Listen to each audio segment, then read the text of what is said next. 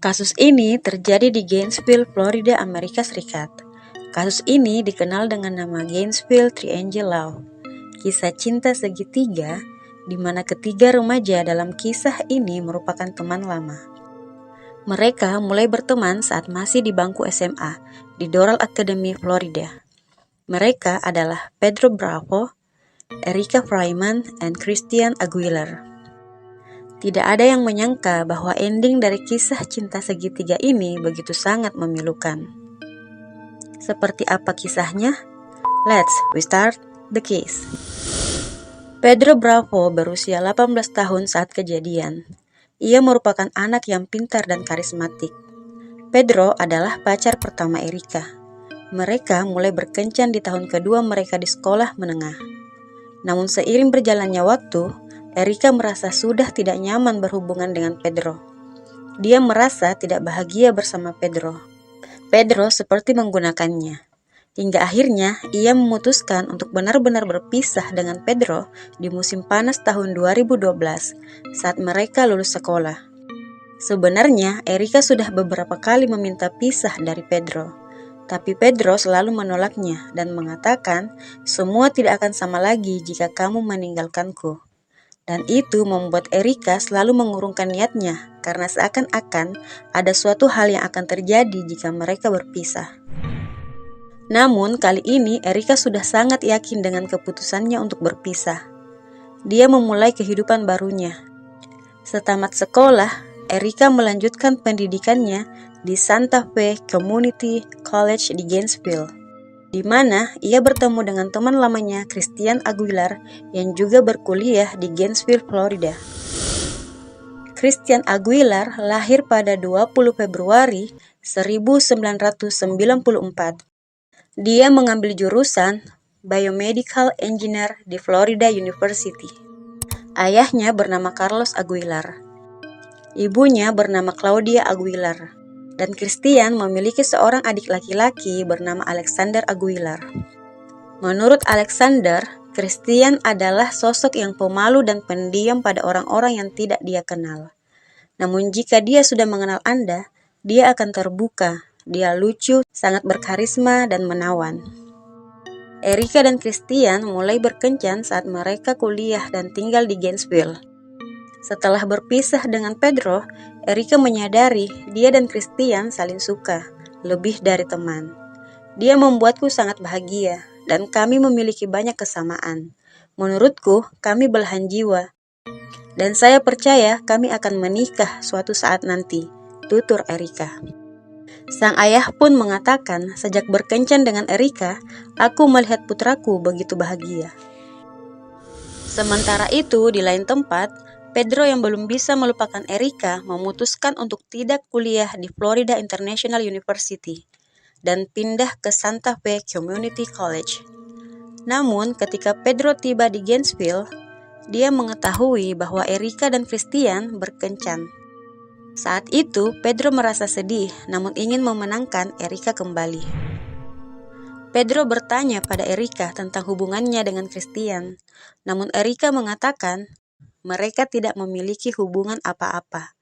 Kami hanya jalan-jalan bersama, tidak ada hubungan apa-apa. Aku berbohong padanya karena aku tahu dia masih kesal tentang perpisahan kami, tutur Erica. Erica yang tahu keadaan mental Pedro memilih menyembunyikan hubungan tersebut karena menurut Erica, dia membutuhkan lebih banyak waktu sebelum mendengarnya. Christian tiba-tiba menghilang pada tanggal 20 September 2012. Erica yang mengirim pesan pada Christian mulai merasa khawatir karena tidak biasanya Christian lama membalas pesannya. Beberapa jam berlalu, pesan dan panggilan Erica masih belum mendapat balasan ataupun respon dari Christian. Erica yang khawatir dan merasa ada yang tidak beres menuju kamar asrama Christian. Namun sesampainya di sana dan bertanya pada teman kamar Christian, dia masih tidak mendapat petunjuk tentang keberadaan Christian. Hingga pada pukul 4 pagi, Erica menelpon Pedro Bravo untuk mencari tahu keberadaan Christian karena diketahui sebelum Christian menghilang, dia dan Christian keluar bersama untuk berbelanja. Namun Pedro mengatakan ia berpisah dengan Christian di sore hari. dan belum mendengar kabarnya sejak saat itu. Erika yang panik dan semakin khawatir memutuskan untuk menelpon ayah Christian. Mendengar putranya tidak ada kabar, orang tua Christian segera menuju ke Gainesville dari Miami. Keesokan paginya, pada 21 September 2023, Erika dan Pedro melapor kepada polisi tentang hilangnya Christian. Mendapat laporan tersebut, polisi memulai penyelidikan. Polisi menuju asrama Christian untuk mengecek kamarnya guna memperoleh petunjuk, namun tidak menemukan apa-apa. Selain itu, untuk menggali informasi lebih banyak lagi, Erika dan Pedro diwawancarai secara terpisah oleh polisi. Nah, saat polisi menyelidiki kasus hilangnya Christian ini, polisi menemukan bahwa Christian tidak hanya hilang, tapi dia juga diduga dihilangkan nyawanya. Dari pengakuan-pengakuan Pedro yang berubah-ubah, Pedro Bravo mulai dicurigai sebagai orang yang bertanggung jawab atas menghilangnya Christian. Saat diwawancarai, awalnya Pedro mengaku bahwa saat dalam perjalanan pulang, Pedro dan Christian berselisih tentang caranya mengatasi masalah pribadinya.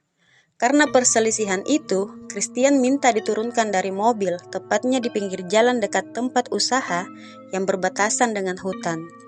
Pedro mengatakan sejak saat itu saya tidak mendengar kabarnya lagi. Namun selama 2 hari tim pencari yang mencari jejak Christian di rute yang sama yang disebut Pedro tidak menemukan petunjuk apapun. Juga tidak ada rekaman tentang Christian di jalan atau dimanapun.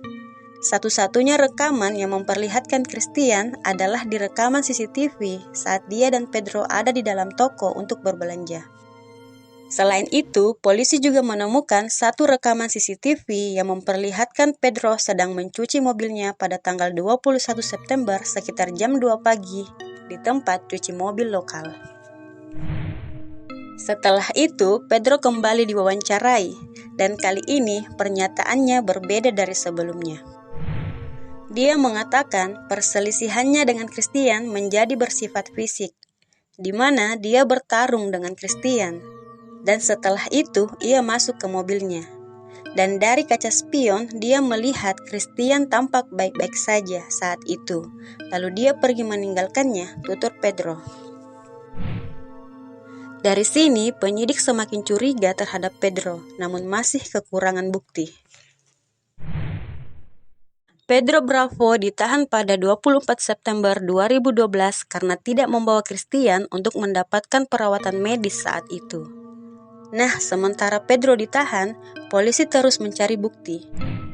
Keluarlah surat penggeledahan untuk mobil dan apartemen Pedro. Pada 28 September 2012, Pedro Bravo didakwa atas pembunuhan tingkat pertama pada Christian.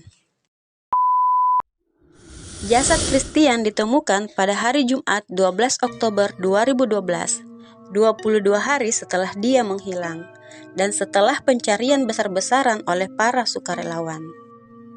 Jasad yang dikonfirmasi sebagai jasad Christian ditemukan oleh 2 orang pemburu jauh di dalam hutan. Tubuh itu tertelungkup dan setengah terkubur di tanah, kata seorang pemburu yang tidak ingin disebutkan namanya. September 2012, Pedro mengirimi Christian pesan. Dia mengatakan dia membutuhkan bantuan karena sedang berjuang untuk melawan depresinya. 20 September 2012, Christian dan Pedro bertemu dan berkeliling Gainesville dengan menggunakan mobil Pedro. Mereka juga terlihat berbelanja bersama dalam rekaman kamera pengawas. Saat diwawancarai, Pedro mengatakan ia dan Christian membeli CD dan makan siang saat itu. Setelah berbelanja, Pedro dan Christian menghabiskan beberapa waktu di mobil Pedro. Menurut sumber, mobil Pedro saat itu sedang terparkir di sekitaran toko. Menurut pihak berwenang, penghilangan nyawa Christian terjadi dalam mobil dengan membutuhkan waktu 13 menit. Saat itu, Christian diberi minuman olahraga yang telah dicampurkan obat tidur sebelumnya. Kemudian, dia dicekik menggunakan ikat pinggang menurut jaksa penuntut. Setelah ia mencekik Christian, dan Christian tidak lagi bernyawa, Pedro mengendarai mobilnya sejauh 60 mil dari Gainesville dengan niat menyembunyikan jasad Christian. Sesampainya di kawasan hutan yang terletak di pedesaan Levy County, Pedro mengubur jasad Christian. Menurut jaksa, motif Pedro mengakhiri nyawa temannya karena ia merasa marah dan cemburu. Christian berkencan dengan mantannya, Erika. Meskipun Pedro tetap bersikeras bahwa dia tidak mengakhiri nyawa Christian saat itu, namun banyaknya bukti yang ditemukan membuatnya tidak bisa bebas. Bukti-bukti yang memberatkan Pedro atas kematian Christian antara lain: 1. Ditemukan darah Christian di mobil Pedro. Selain itu juga ditemukan adanya botol minuman olahraga dan obat tidur di mobil Pedro, yang menurut sumber digunakan untuk meracuni Christian sebelum kicknya. 2. Saat menggeledah kamar Pedro, ditemukan tas Christian di lemari Pedro. Tas tersebut yang digunakan Christian saat terakhir kali terlihat.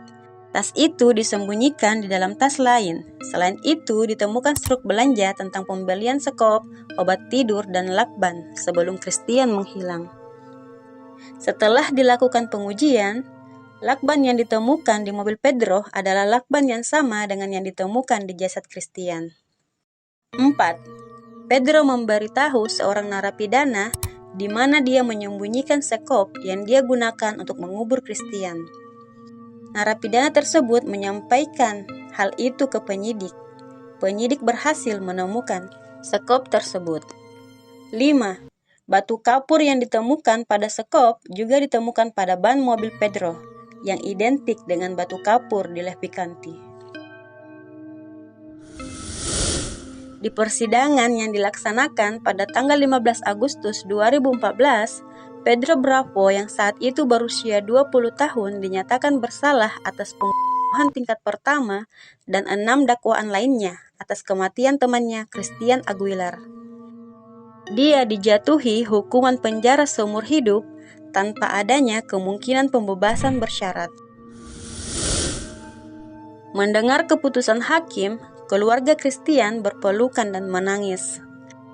Akhirnya Christian mendapatkan keadilan dan Pedro harus mempertanggungjawabkan tindakannya. Semoga kita semua bisa mengambil pelajaran dan hikmah dari kejadian ini.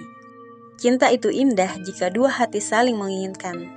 Namun jika cinta berubah dan ingin pergi, maka lepaskanlah dia.